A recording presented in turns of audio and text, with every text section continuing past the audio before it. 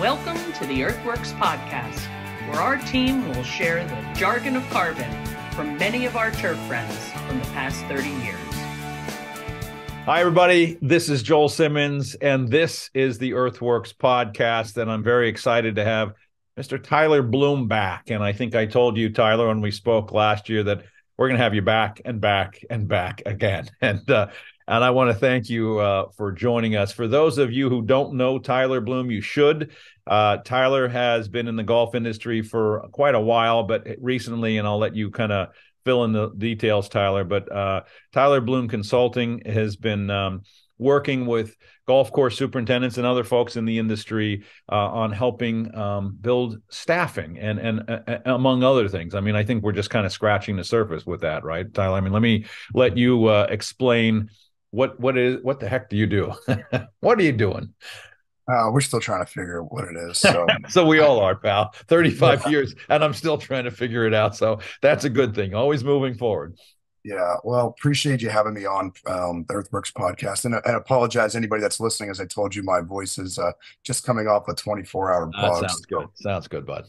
We're not earning our earnings today off of my voice. Let's put it that way. We might be able to clean that up in the studio. Who knows? We'll see. Yeah. So our company's really primary focus is on talent acquisition and workforce development. So you know that means a variety of things for so many different people. But I would say primarily most clubs, most superintendents, businesses are engaging with us for search and placement.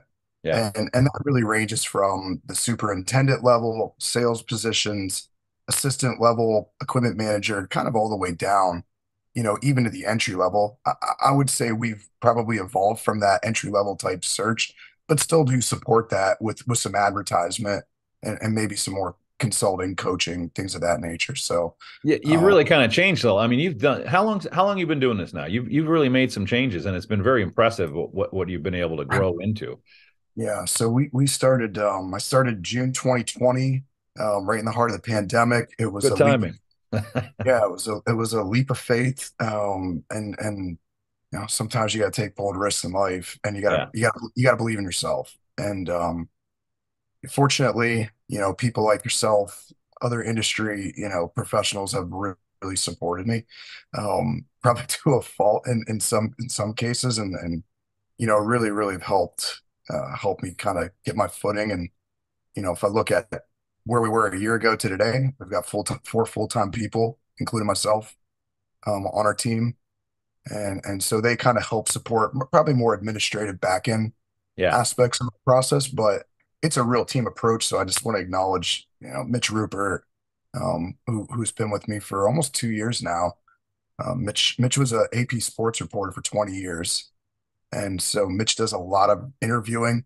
Anybody that's worked with me and has seen Mitch kind of handle a lot of our interviews are always come away pretty impressed that, has this guy been working in the turf industry? Because he knows more than most assistants know now, right? Jokingly. No, he probably does, actually. I mean, he's been doing this now for a while and certainly had your influence. So, I mean, that's important.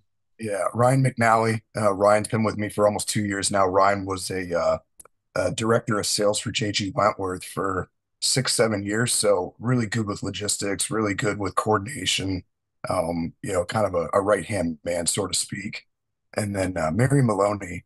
Mary's been with us for over a year now. She was working kind of part-time, but now she's transitioned into full-time. And same thing, she kind of helps with logistics, sometimes reference checks, back in administration. So we really take a team approach. It's not just me, like it's my team that's executing. It's always the team, and you know that from the work that you do, and certainly from the work you do internally. But you've now pushing that 3-year mark, bud, and that's the magic date for a small business to say you survived.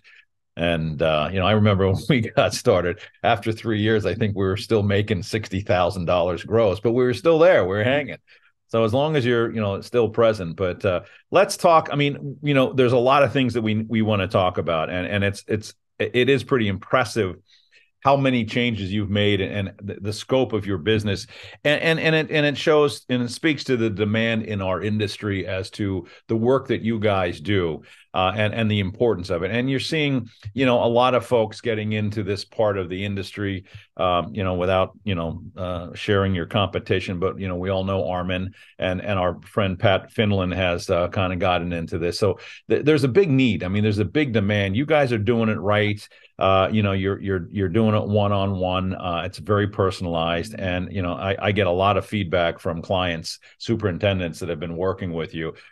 Start back with what just so people understand, it may not have heard us talk last year. When you got into this, you really kind of had a pretty unique approach, working with schools and some other things. Start there, Tyler, and then let's work to where we are today and where the state of the business is. And I want to get into talking about, your clients' personal branding, which I think is important. But start with what, how you got into this and the work that you were doing at that point. And obviously in 2020, labor was horrific, and I'll let you tell me how good or bad it is now. But how did you get into this thing, and what were you doing in those first months, years that you were doing it?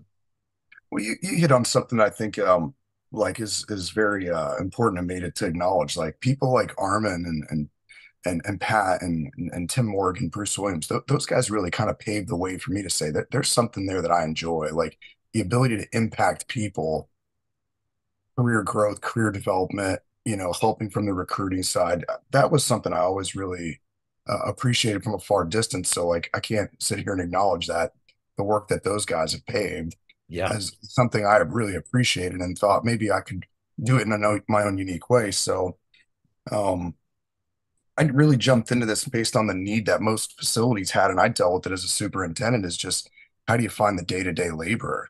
Yeah. Let's not even get to the assistant level. I mean, that certainly was a part of it, but how do we build relationships in our community so I don't have this turnover chain that we have?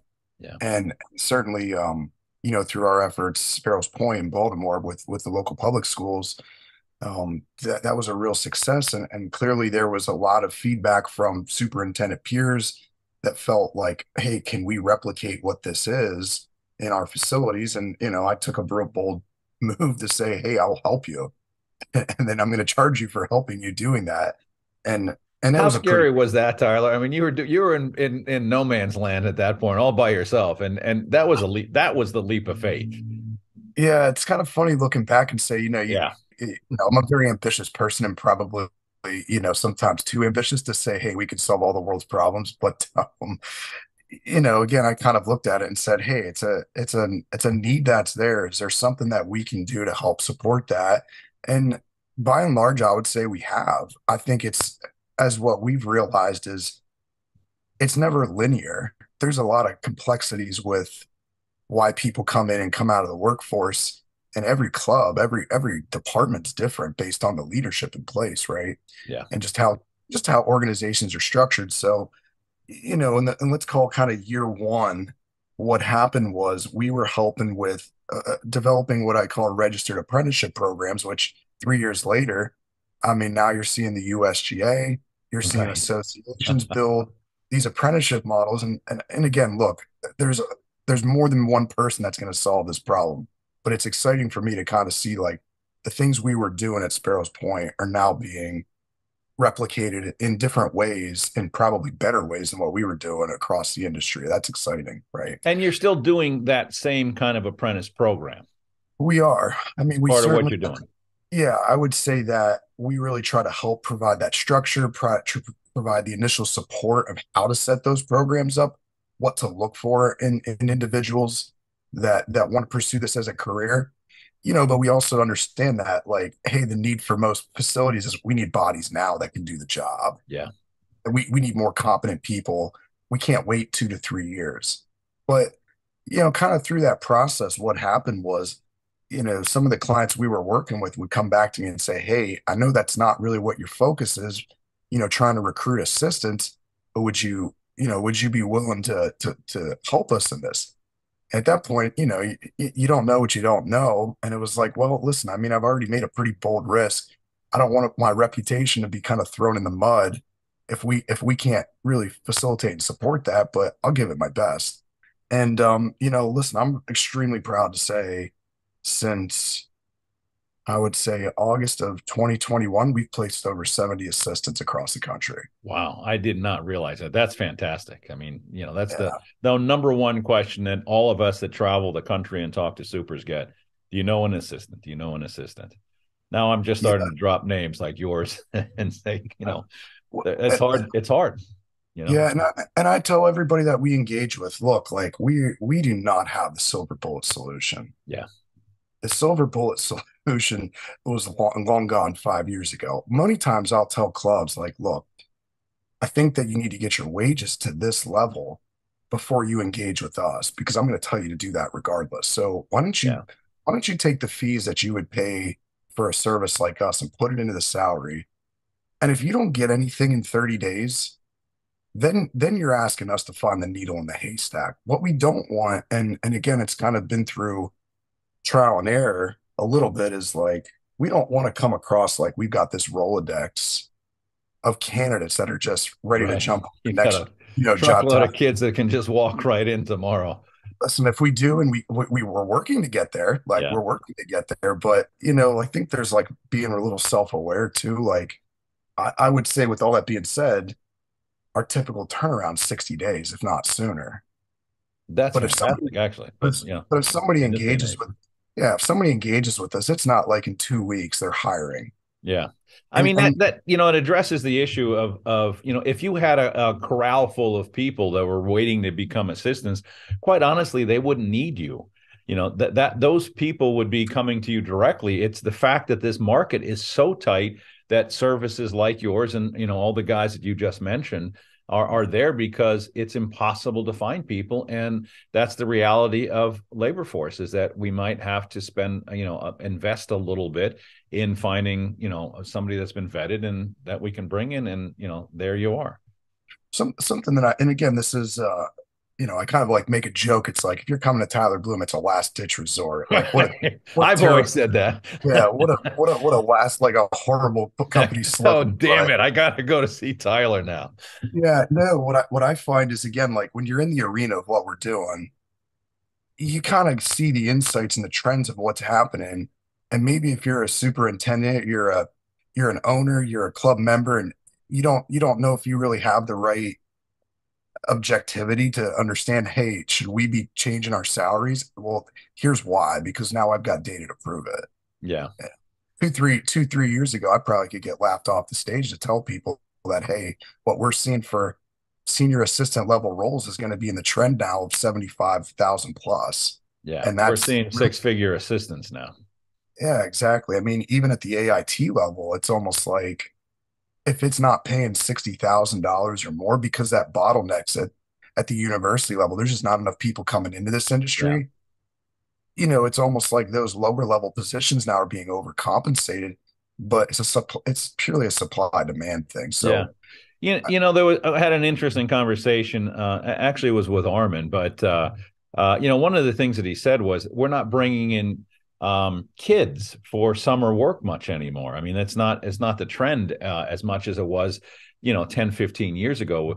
Half the summer staff were high school kids, and a lot of these kids would fall in love with the business and just say, this is where I want to be. I can't tell you how many of these interviews we've had on the podcast talking to superintendents where they were going to college for some big degree, and then they decided to go tell dad, hey dad, by the way, I've fallen in love with the golf industry and I'm going to become a superintendent. And dad's like freaking of, I just spent all this money in college, and then they're talking to to their son, who happens to be an incredibly successful superintendent, and look at them now. But the whole structure, like you mentioned, the college setup, bringing kids in for summer work and getting them excited about the job and the industry, finding people that love the game of golf.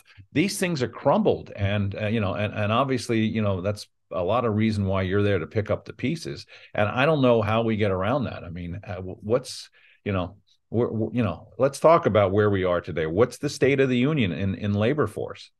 yeah, I mean, and here's a good example, and again, a case study. We just did a compensation study with the Philadelphia Superintendents Association, so shout out to them.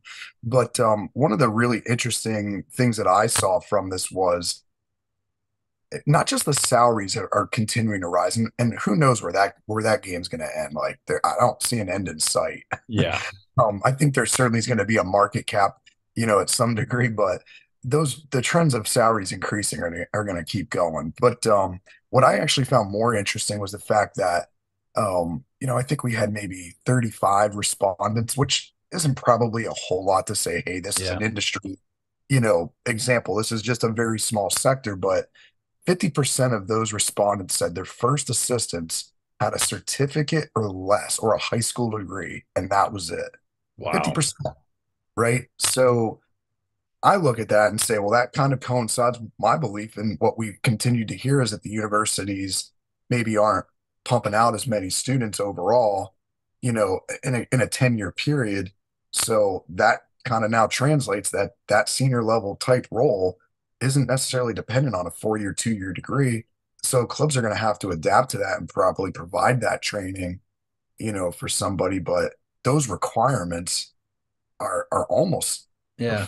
So, I not. mean, so what you're saying is that they're no longer requiring it. So, let me ask you this. I mean, if they're no longer requiring it, why would anybody go to a 2-year school and get a degree if they can get the job without it? I mean, that kind of defeats the whole purpose of getting, a trained workforce here. If that's the way, I mean, 10 years ago, you never saw an assistant's job without at least a 2-year certificate and often a 4-year bachelor's degree to be an assistant making $34,000.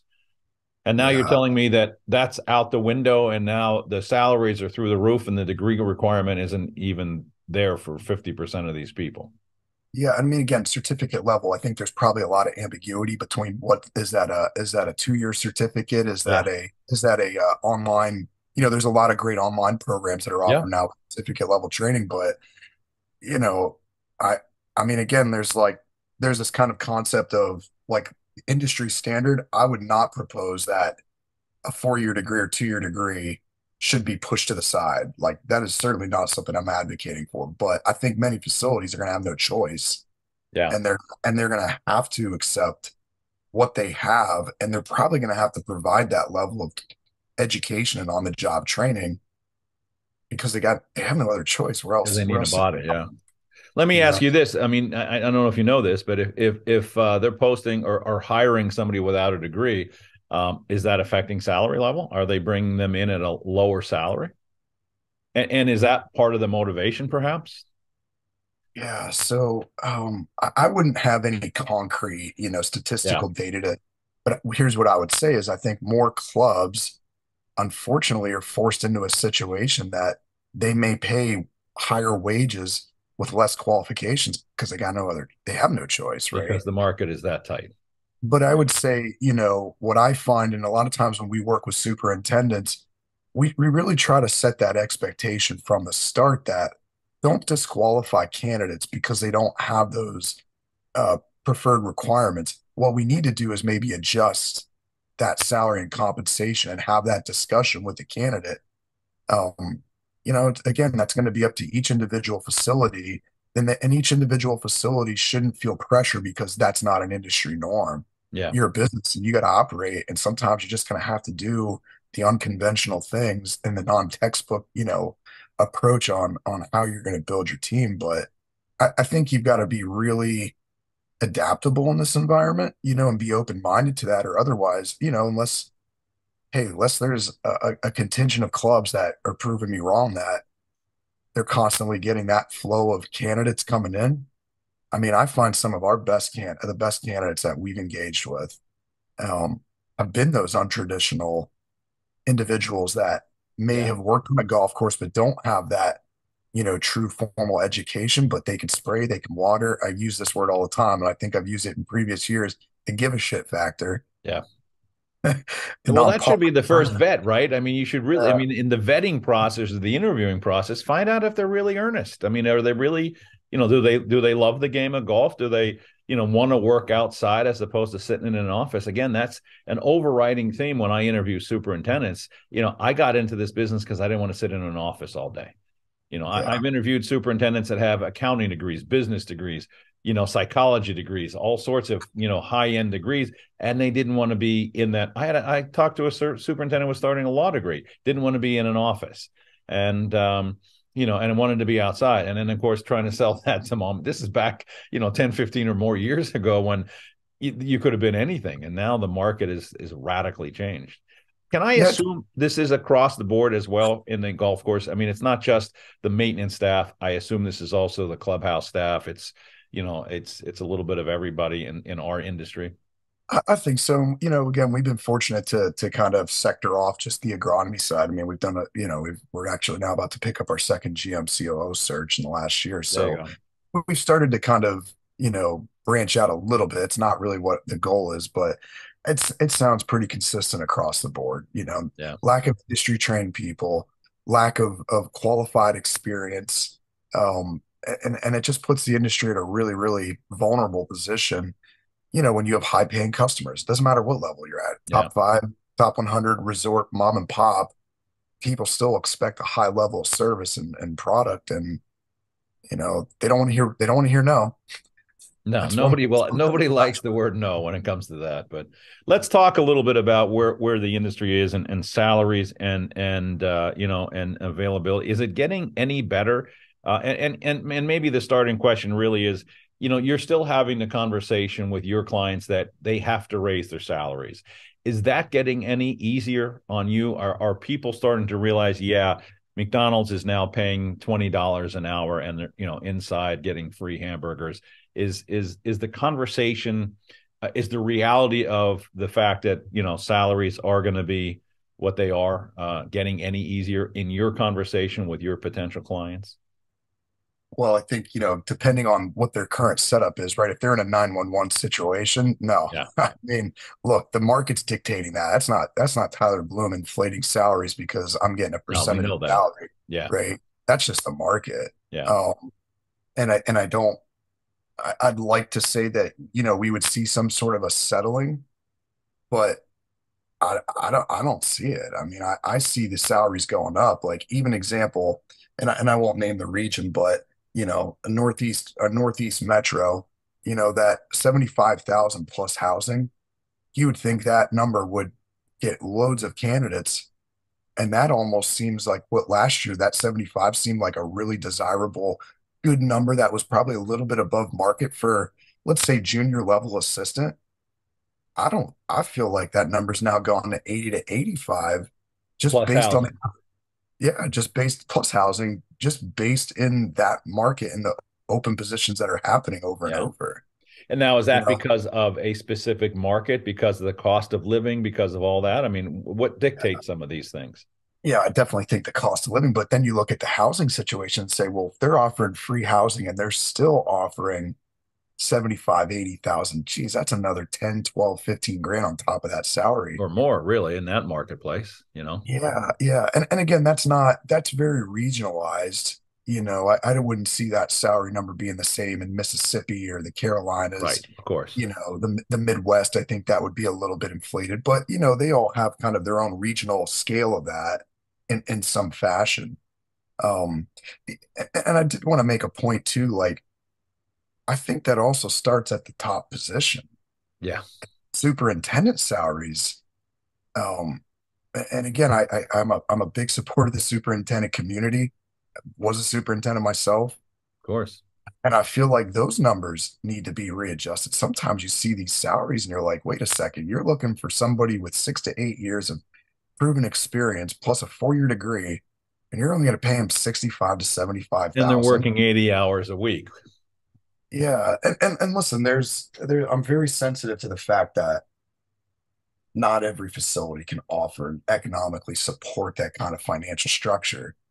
But at the top position, I think there needs to be a continuous um, adjustment. And again, that's where I give credit to guys like Armin and Pat Finland and Tim Morgan. I think they've paved the way Yes. to have those conversations with clubs, and people don't see that.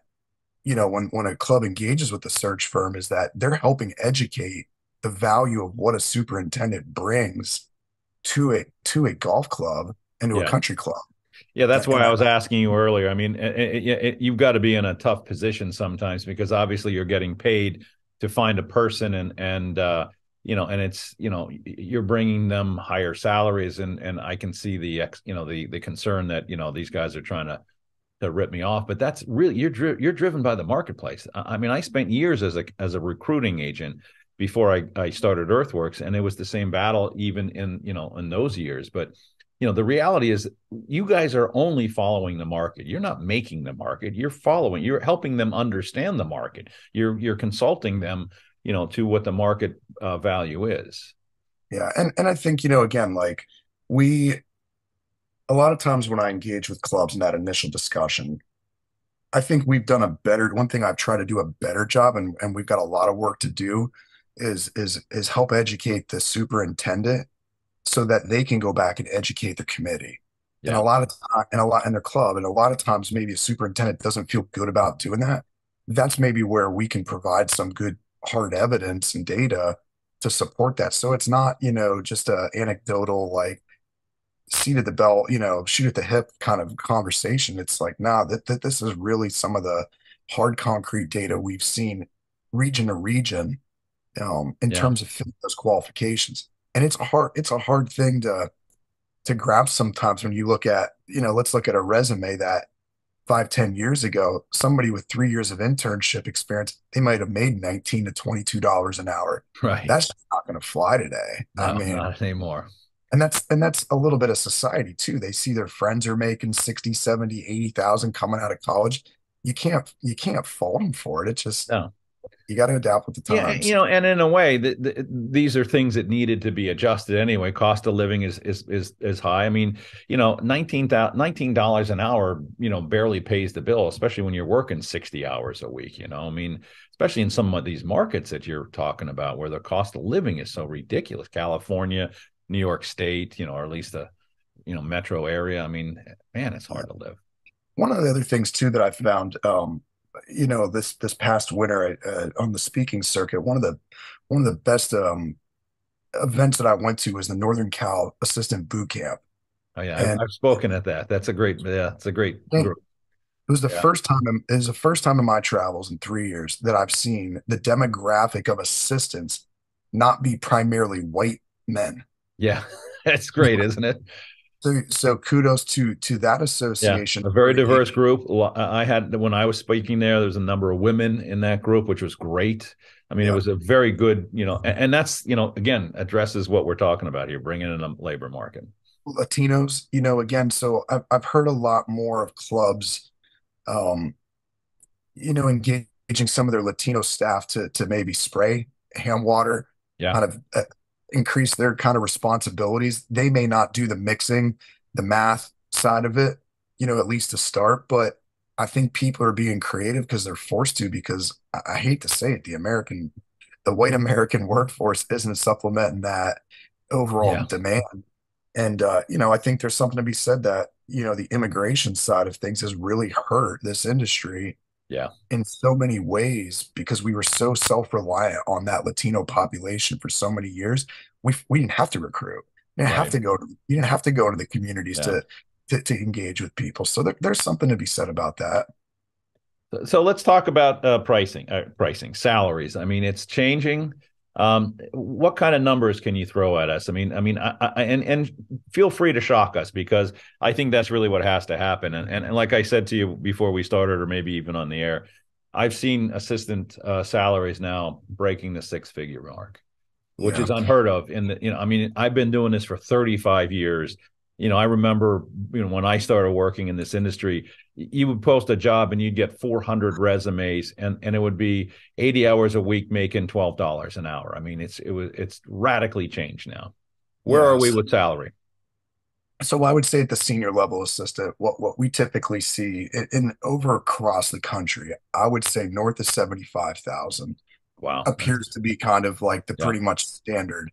And I'm sure there's exceptions to that rule, but I would say that's the number that is consistently being positioned with us. Now, is And that somebody that has a degree or no? Does it matter? I would say the expectation would be that they have some formal education, whether Yeah. that be certificate, an associate's, a bachelor's degree, and How they many years probably, experience? I would say four, 3 to 4, pretty consistently. And again, that can fluctuate a little bit here and there, but So if You know, I'm somebody with 4 years experience and a certificate from one of the schools, I could easily expect $75,000 in certain markets. I think so. Yeah. And it I think if seems somebody, like that could be even higher. I mean, I've seen competition going among between horses in certain markets where they're fighting over the same guy and they're throwing more money at him. yeah, and it is what it is. I mean, it's a Yeah, competitive advantage. exactly. As you win by money at this point, right? Say lions got to eat too, you know? Yeah, right. Exactly. Exactly. How radically different is it from parts in the country? I mean, what are we looking at down south versus Midwest versus the East and West Coast? I mean, is it radically different, or and is does that pull people from the Midwest to the higher paying jobs of the West Coast and the East Coast? You would think there would be more of an attraction because of that. You would think New York would be pulling people from the Midwest, from the South, and Yeah. I don't see that happening. Yeah. Unfortunately, that's like what's demoralizing about it, right? And again, it's part of the way it is. People aren't as transient as that maybe they used to be. I mean, when I was coming out of school, people That was worked. one of my questions I have written down here. Is mobility slowing down? I mean, I've asked, guys people have come up to me asking about jobs. The first question I have is, are you mobile? And a lot of times I'm getting the question, well, I'd really like to stay in the area. I got a wife, I got a couple of kids, or whatever it might be, or mom and dad here. I mean, they just don't want to leave the area. Yeah, I think there's more of a we've engaged with people down south to try to say, hey, would you be interested in coming up I, north? You can make $20,000 more plus God, housing. And no, I don't want to live up there. I hate these people. yeah, exactly. Those Yankees, right? So Exactly.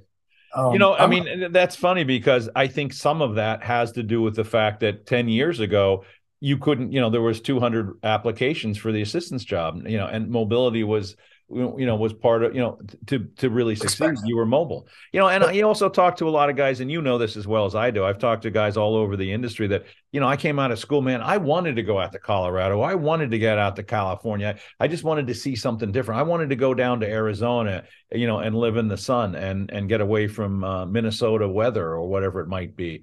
I don't hear that anymore. I mean, or at least not very much. And maybe I'm wrong. You tell me.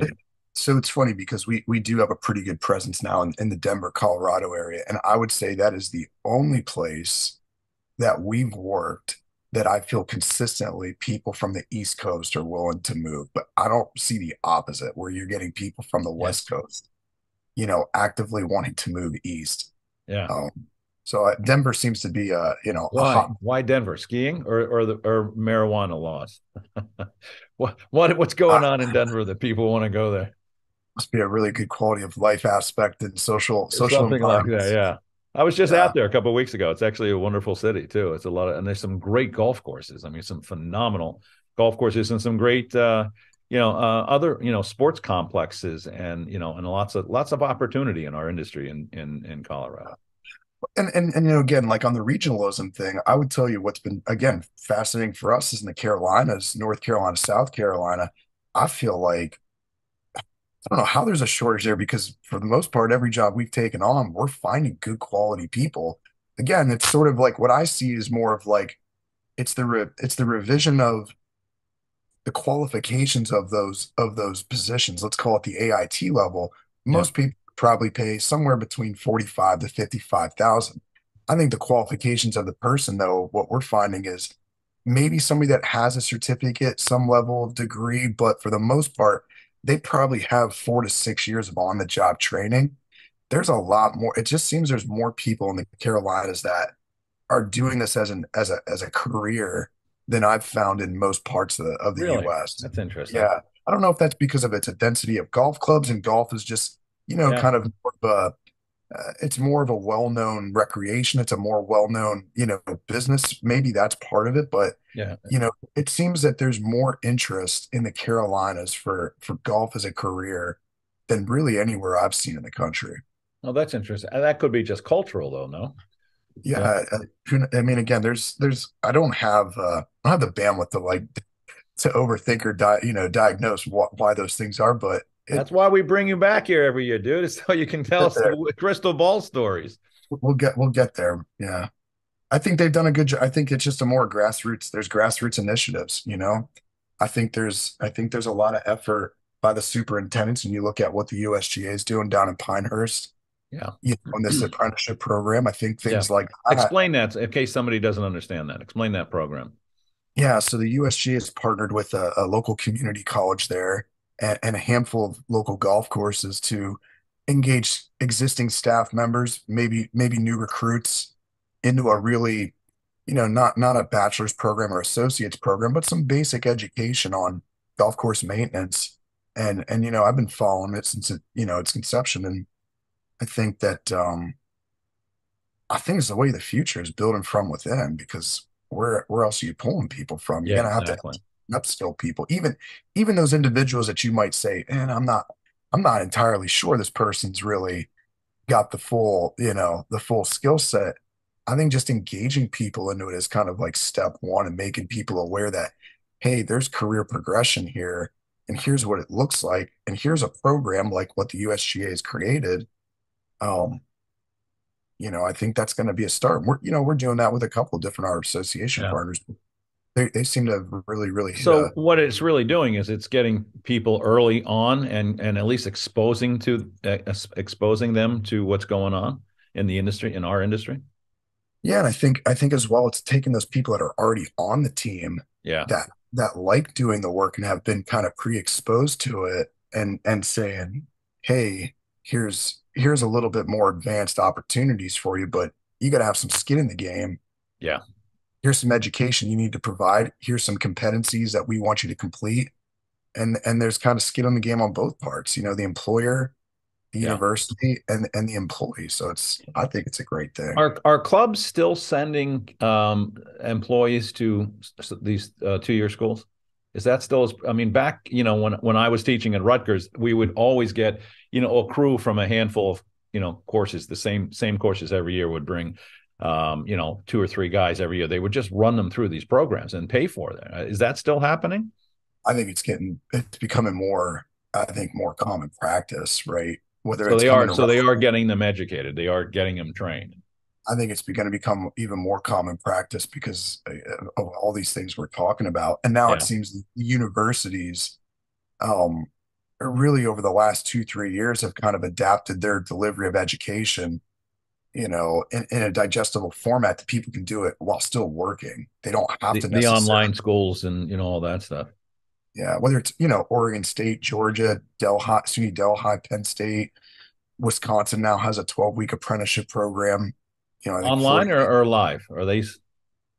Wisconsin, I believe is live. So but again, they've amended their 4-year program or 2-year program Yeah. down to something that's a 12-week program. Yeah. I wanted to tell you the story. I was in Florida this week, and I was working with a superintendent, and he had to push us back a couple of hours because he was at the local elementary school, basically walking kids through what this career was at that level. And he's been doing it for a number of years and saying, look, this is, we're trying to open the door, or at least give somebody an understanding as to what our industry is all about. They actually brought him into the shop, showed him around, kind of gave him a little tour, but and it was more of a support for the local community. But he also looked at it as a long-term recruit. Let's get somebody interested. I mean, even if you get 1 kid or 2 kids out of a school, 5 years later or 10 years later, they start thinking about golf. I mean, these kind of things make sense to me. It's get into the community and start talking about, what we do. I mean, we're outside, we're with Mother Nature, we're, doing cool things, and you can go play golf in the afternoon if you want. Yeah, I think I give a good example. Eric David down at the Naval Academy, um, had basically built a relationship with one of the local high schools we had connected him with last year. And I think he told me he has coming back this year over 10 students coming back from last Really? year's. Yes. Wow, that's fantastic. So some of those kids, maybe 20%, are going to say, "Hey, I like this. I want to be in this business for the rest of my life." And can Yeah. obviously at the kind of salaries you just talked about, can do pretty well very quickly if they play their cards right. Yeah. And listen, again, it's tough. I mean, like you look at some of the, clubs and the backgrounds that some of the superintendents have, it's hard to it's hard to sit there and say, geez, am I going to build my team off of high school kids? But it's Yeah. like you look at the college football, college basketball world, what are they doing? They're Yeah, taking exactly. 16, 17, 18-year-old kids and developing those people. Obviously, there's a Yeah. bigger carrot at the end of it for those individuals, but what's the difference? It's getting people into a system, Yeah. helping to, and then And creating a and funnel. what are those coaches doing every year? They're going around to the high schools and recruiting kids and saying, "Hey, this is a great place to come to work." And I think that's certainly something that that's going to have to become more prevalent in our world. Let's talk about, you and I have been talking about this, and you really enlightened me in a conversation we had yesterday. Let's talk about this concept that you're working with on building the personal brand of the superintendent and how important that is, and walk me through what it is you guys do to support this within the work that you guys are doing. But I love the idea. I mean, building the brand of the superintendent as even as a potential recruiting tool. Yeah. So again, this was just one of those moments. I think it was a couple going through like a couple searches, and we'd been working with some clubs that have like significant reputational credibility. Well said. Very, very significant. And the superintendents have that same reputational credibility. But it was interesting, like we would be finding that other clubs with, let's call it, no disrespect, less industry reputational credibility weren't having problems filling some of these assistant roles. And I'm like, why is this happening? There's got to be something here. And we started hearing from candidates, and this has been consistent almost month to month, that they knew of the superintendent through a friend, through a industry association event, through a podcast. I use Eric Richardson, great example. He was on your podcast, and Yeah, I heard one of the candidates. best. I heard a candidate talk about they listened to that podcast and they thought, here's a guy I want to go work for. Perfect. And That's so why I we started, do what we do here at the Earthworks right, podcast. right. So I started thinking about that, and I was like, huh, there's something here. And you just kind of watch the kind of the trends of the club industry now. You see more clubs. They're building out their LinkedIn pages. They're building out videos. Interlock and I think Brian does a fantastic. His group does Yeah, a he's great. fantastic job. He's great. The Philly Crickets, the Baltimore Country Clubs in our area. Those are who I think of. They're doing a really good job of like branding their clubs and getting kind of their message out in the community as not just great golf courses and places for people to be members at, but they're great employers, Yeah, and they're supporting employers so that, we started seeing that. And again, I kind of came back to this like, okay, that's great, but still, why are clubs with less reputational credibility getting? It's because of the personal brand of that superintendent. yeah, There's something they have done, whether that's through digital social media, it's in their communities, it's within their staffs. There's something they're doing that is helping them create this image and this idea that they're a great person to work for. It's a great company to work for, and that this person's really got invested interest, and I like and trust them. yeah. So how does a superintendent do that? So you mentioned a couple of things, but I mean, if I would assume you're coaching some of these folks, but if I'm a superintendent who might be a little, shy of getting into social media, I mean, part of what these guys, what you're suggesting is that the superintendent now has to be out front of that community and really advocating for that, for themselves, which is Yeah, not something a lot of superintendents are real comfortable on, but yeah. it makes perfect sense. I mean, if they have a reputation of being, a hard ass, I'm not going to go work for them, you know. No, Uh, we learned. It was interesting, again, as things have come up, how much assistants talk. It's yes, like I bet you have. it's like Yeah, this underground community, right? yeah. And people know about the No, I'm not reputation. working for him. He's a pain in the butt. Yeah, we've learned some dark secrets, and I'm sure that we've all listen. It's not Yeah. like Tyler Woods been the perfect, perfect model citizen in No, his I know life. the feeling. I've been fortunate to have a staff that for some reason stays. It's always But hard. but I think like kind of the initial things that we really try to talk with the employer about is like, what do employees say about you? Like, do you even know? Yeah. And that's a hard. When you ask that, how do they answer? Do they know? I'm guessing they don't. Not really. Yeah. How would somebody describe your workplace culture, describe you as a leader? Yeah, exactly. That's an interesting question to ask somebody in that position. I remember when we hired Kevin Hicks, and Kevin, has, a phenomenal reputation in our industry, 25 years experience. And I always said to Kevin, he was always convinced that the next day was his last. And I said, just make me your first call. And when he finally called me, I said, look, you're going to get 6 or 7 offers before I can get in front of you and really talk this thing out. And I think he got advice, and I'll throw Pat Jones's name in there. He talked to Pat about it. He goes, I got 6 offers. What do I do? He goes, bottom line is go work for the person that you think you can work with the best. And it turned out to be exactly what you're talking about, this personal branding. Not that, I was fortunate. I'm assuming that everybody else was significantly worse than me.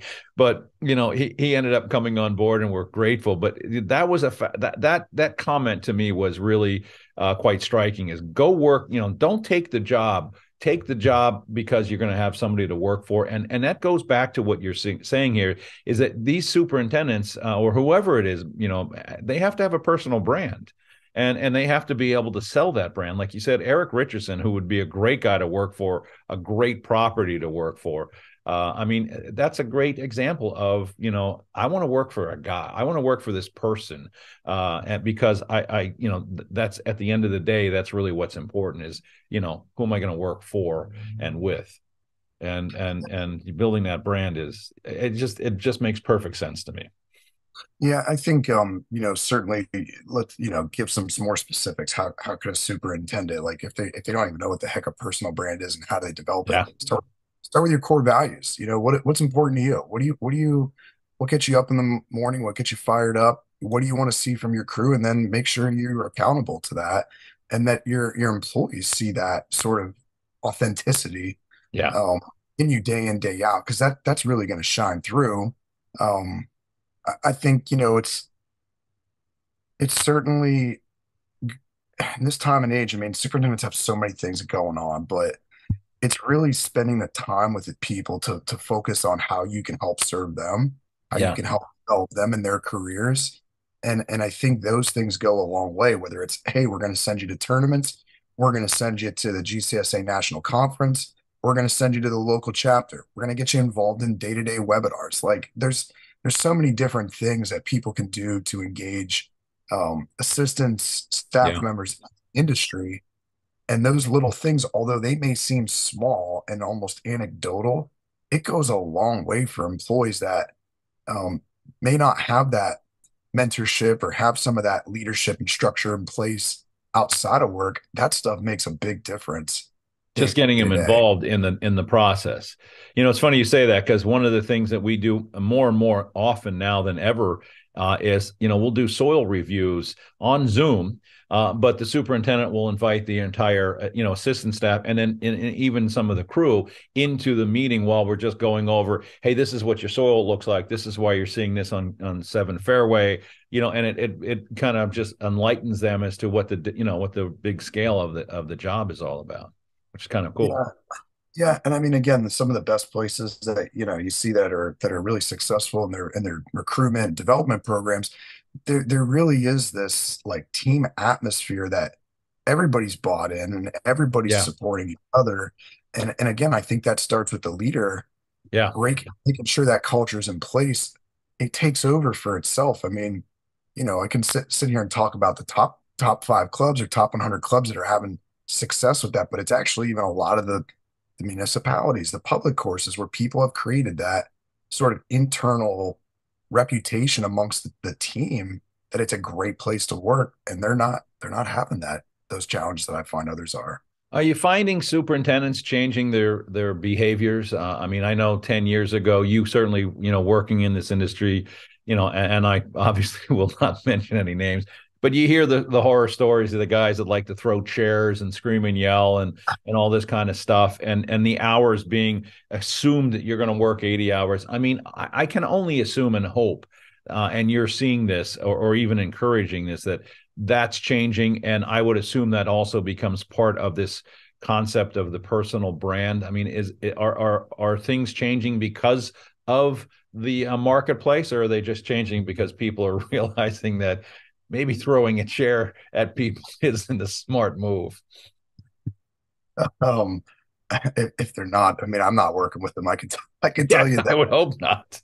So I'm not, I'd like to think we're not, but I think so. I mean, look, it's very frustrating at times when, again, the expectations are what they are, and you're dealing with maybe a workforce that uh, their maybe work ethic could be slightly different, how they approach things is slightly different. So you have to change with and adapt to the generation, or you're gonna get left behind. So Yeah, um, I mean, I've talked to a lot on the podcast here. It's supers that they're definitely changing the way they do business, and because of this, one of the things that they're definitely changing is the hour structure is a lot softer. They're doing multiple shifts so that they can get their job done, but they're also not doing this. You're going to work from May until November every day for 12-hour days, and nobody wants to do that. I mean, that's just not you're not going to see that kind of, nobody's going to take that job. And that's, yeah, obviously that's starting to soften and change. And I think we're also finding that with those changes made, they're still getting the job done. They're still, the course is still getting to the point where it needs to be.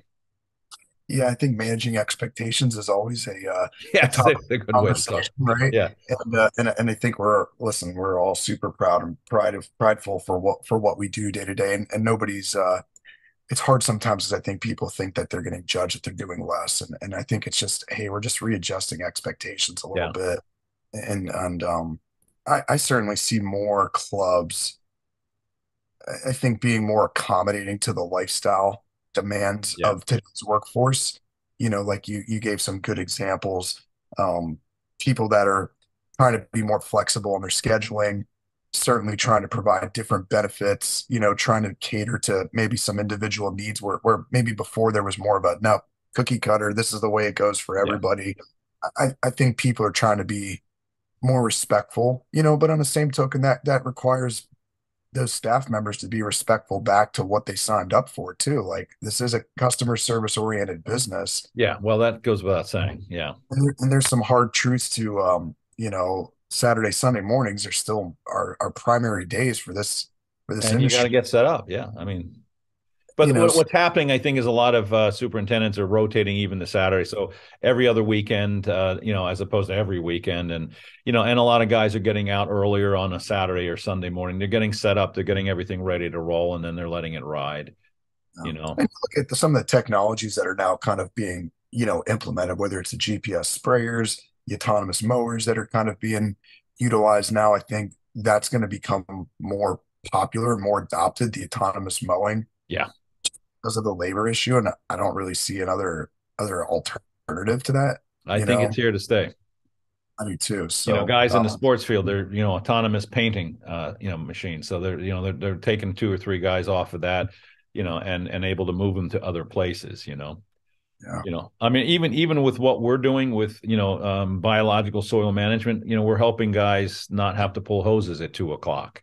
So guys can go home alone. I mean, just there's lots of changes going on in the industry that allows people to do what they're doing. And of course, we're still getting a ton of golf in this industry. I mean, we haven't seen the COVID, surge really slow down yet, at least not that I'm hearing. And that's keeping the market strong, and the golf course is full, which is nice.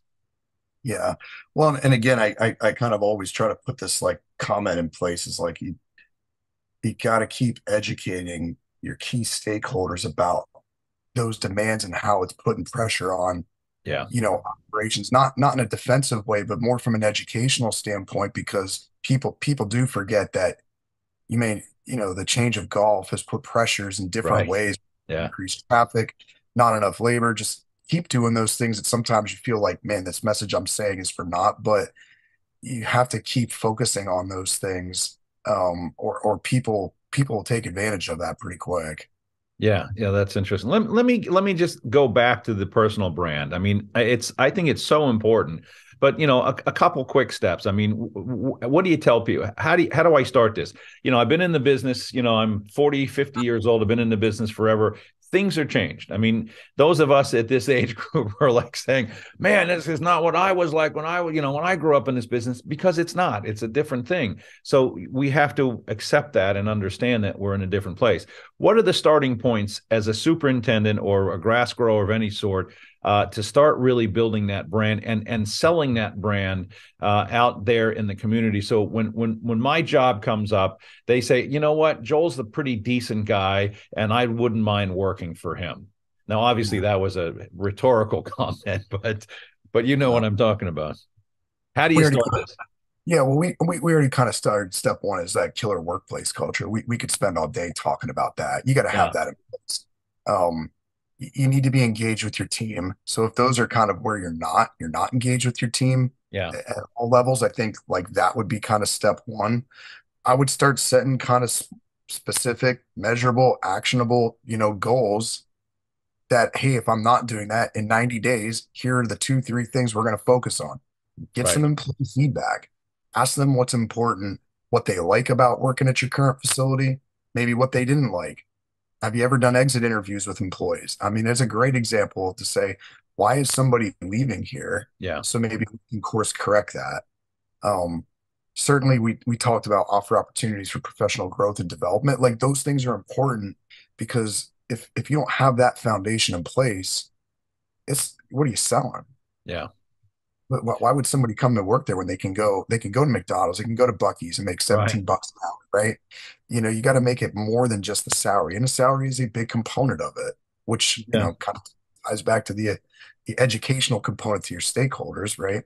Um, Do superintendents ever, is it common in the interviewing process, if I'm interviewing an assistant, do I bring in some of my staff to have them interview them as well and kind of help them sell the club? Is that a common practice? we encourage at least, kind of in our setup is that in that final in person, there really should be Yeah. equipment manager, assistant managers, maybe another key foreman that's at least engaged in that Yeah. on-site meeting. So they get a feeling of who these people are. I think that's important. I would again going to the end. And coach them on, like, we're interviewing part of, I mean, we want to vet this person, make sure it's the right person for our culture, but also to, kind of sell them on, hey, this is a great place to come to work.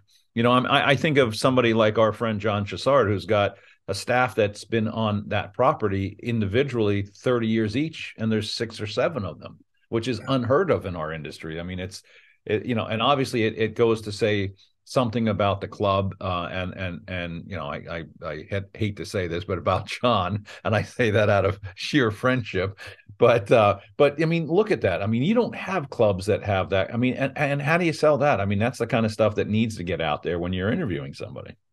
Yeah, so I mean, again, from let's just say from the advertisement, that's where it needs to come out. You need to amplify those stories, Yeah, those successes, and quantify that for people.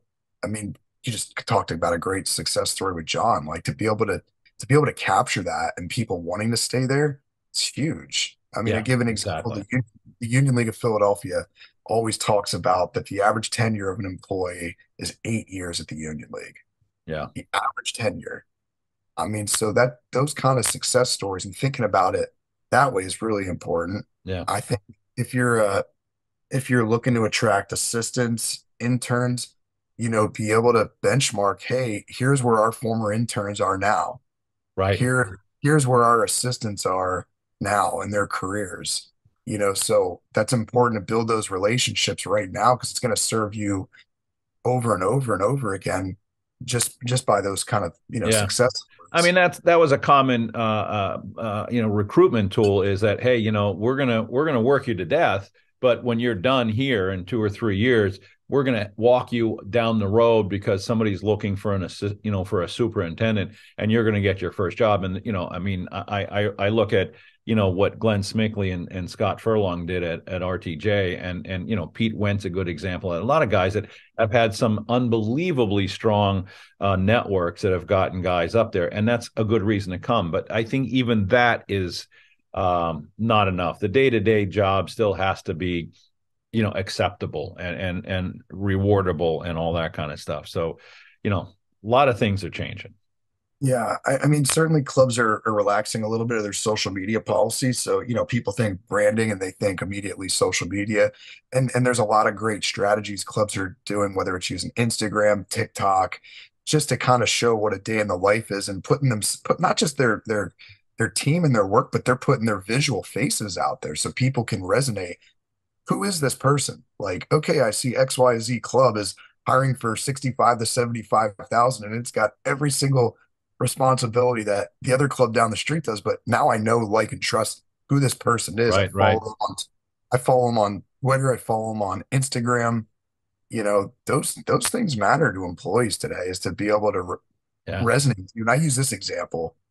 You think of Amazon, I think of Jeff Bezos. I don't necessarily think of Amazon. I think of Jeff Bezos and that yeah, figure, you know, those top brands, it's the person, that the face of the franchise, that represents them. And yeah, I think that, at a much more smaller, scalable, grassrootsy approach, I think is really what clubs need to be doing. And yeah, it might not turn something and yield something right away. But as you build that over the course of a year, 2 years, and you build that presence, man, you've got a great advertisement, you got great marketing material to then go and showcase what you can do for people. and you have to be able to use that. I've seen clubs go as far as building some very professional, 2 or 3 minute video clips on why would you want to come to work for us. And I could see a superintendent doing the same thing. Build a 2 minute commercial on why come to work for this club, and sit there and talk to them about our culture, and interview some of the folks in the club, show pictures of the property, show pictures of a barbecue, the camaraderie that's actually pretty strong in our industry. But those are the kind of things that I can see are working for a lot of guys, and just building that culture. I mean, you keep talking about culture, and it's part of this personal branding, but man, you gotta also be able to sell the branding. You got to sell the culture, and let people know about it. If you have it, it's great, but if you don't tell anybody, especially an incoming person, it's not getting out there. So this is all branding, man. It's all marketing 101, and we're all salesmen. Everybody in this industry is a salesman in one way or another. Superintendent has to sell himself every day to the committee, to the members, obviously to potential employees. We're all selling something, and it's usually ourselves. Yeah, and this is kind of a side note, but I heard this recently about just about recruiting in general. Like, if you could refer your employer to three people, and then those three people went and referred it to three other people, and you just kind of keep building that, and you create that sort of referral system. Yeah, I mean, that's where the best hires come from. I mean, our success maybe on placement really isn't Tyler Bloom. It's the omnipresence of being in the space, it's having the conversation. and people referring their friends. It's never the first engagement we have with a candidate. Somebody else that they know that's looking for opportunity. And if you kind of take that mindset and say, hey, is there something we could do on our team to create that sort of we want like-minded people to come here. Yeah. We have our best ambassadors are our employees. Yeah. So build a culture and sell it. Make it shown. I hate to tell you this, but we're running out of time. Let me force you to look into the silver ball. What do you see? What's going on? I mean, is it getting any better? Is it loosening up? Are we getting more people? I mean, what do you? I mean, you guys have done great, and I'm so excited for you as a business. But I think you're providing a great service. But what happens to Tyler Bloom Consulting in the next couple of years, and what's the industry going to be looking at? Well, I took too big of a risk, so if this flakes out, You my better wife's damn got, well work. yeah, I've got quite a mortgage to pay off. But Yes, we all know that feeling. well, But I no mean, risk, no reward, pal. You know that. That's yeah, the game. well, if you're waiting for that magical solution to happen, you're going to be in the Yeah, same conversation next year looking for the same magical solution doesn't exist. You got not you going got to to take change. Yeah, you got to take action, right? And it's going to start small, and you're going to build on it. I don't see the wages going down. That's yeah, for sure. I'm not sure if they keep continuing to rise like they are, but I don't suspect why they would stop. yeah. Um, I think you're going to continue to see these online training programs, apprenticeship programs being adopted by the industry across the Good. board. I do. I think that's going to become more of a staple. And maybe the light at the end of the tunnel is then we have more people interested that the traditional university programs continue to build out and fill back up, right? But I think that's going to take some legwork. Yeah. A year from now, I think superintendent salaries are going to continue to rise. The Good. cream of the crop is going to continue to rise, Yeah. right? So although that we've I know I've listened to Armin and other people and know that that shortage is sometimes coming. I think if you're coming into this industry right now, you're in a great position in the next 5, 6, 7 years Yeah. to That's the land those. frustrating thing is that we're in such a great position. Golf is really coming into its own again. And there's opportunities galore.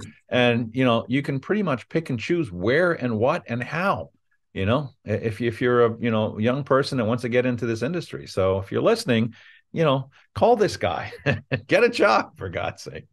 Yeah, I mean, again for our business standpoint, it's a lofty goal, but my goal this year was to impact 200 people. Whether that was 100 placements with 100 clubs, there gives us our 200, but our goal was to help 200 people this year in some capacity, either earn a new job, help a club, find Good. employees. That was something that was important to us and wanted to quantify that. So That's good. It's a quantifiable goal. That's a fantastic thing.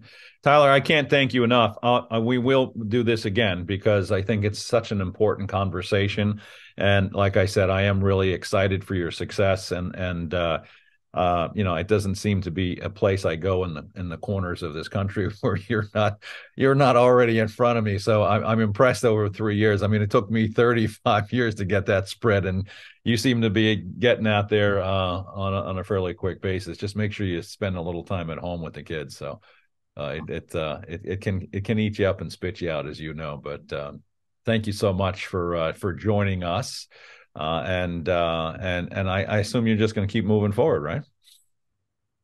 yeah, it doesn't stop. It's been a fun journey. Appreciate all the support from yourself. The industry has really Yeah. helped. It's very humbling. I will tell you. I've Yeah. I've had a couple moments this winter where I've just been like kind of dumbstruck at the support we've gotten. That might seem very textbook to say that, but I there's people understand. that there's people that have reached me from parts of this country that I've never engaged with, and it's very humbling. And this is built by superintendents. This Yeah. isn't Tyler Blunt supers that are doing it. Well, the nice thing, and I think what's going to make you ultimately successful is that you're passionate about what you do. And I think without that as a business of any sort, be it a superintendent, a sports turf manager, a chicken shit salesman or a recruiting person, if you don't have passion for what you're doing, I mean, there's no reason to be doing it. Somebody had asked me the other day, 35 years and you're still doing it. How do you do that?